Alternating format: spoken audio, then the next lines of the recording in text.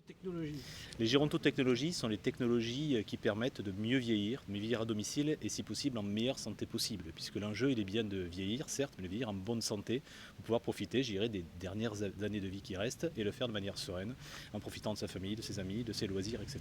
Donc ça concerne à la fois des articles et des équipements qui s'intègrent dans le bâtiment pour améliorer le confort du quotidien et ça intègre également tout un ensemble de technologies qui là visent plus la santé et qui effectivement permettent pour les gens qui ont des problèmes pulmonaires ou autres de pouvoir mieux vivre également avec des équipements de santé. Donc il y a à la fois le domicile et plus la santé qui est liée à l'individu. Alors, domicile.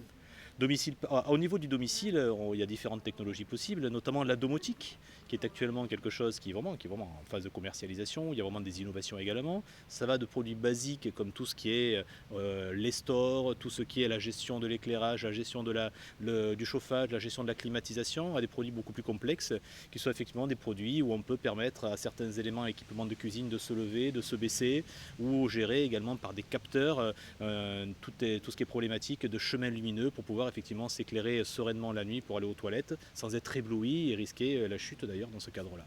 Numérique, où en est-on? Alors sur le numérique est un vecteur, je dirais à la fois, c'est un support aux technologies.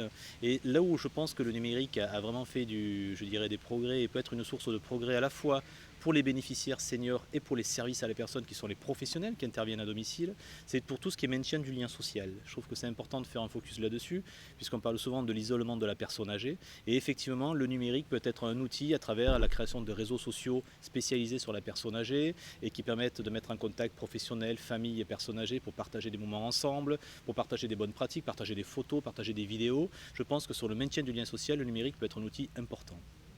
Est-ce que vous avez le sentiment qu'au jour d'aujourd'hui, les seniors sont prêts à investir dans ces technologies? L'investissement des seniors dans ces nouvelles technologies est quand même à relativiser pour l'instant parce qu'effectivement se pose la question de l'usabilité, de l'acceptabilité de ces nouvelles technologies, de la capacité à apprendre et à les appréhender, mais également du coût. Du coup que ces nouvelles technologies, également sous format d'achat d'équipements ou d'abonnements, représentent. Mais je pense que s'il y a un travail d'éducation, de pédagogie, qui est fait notamment par les services à la personne et la famille, et qui est souvent élément décisif de choix, d'aide au conseil, je pense que les personnes âgées se posent la question bien sûr de la ressource, mais que les personnes âgées sont prêtes parce que c'est un vrai plus dans leur vie au quotidien en termes de liberté et d'autonomie à domicile.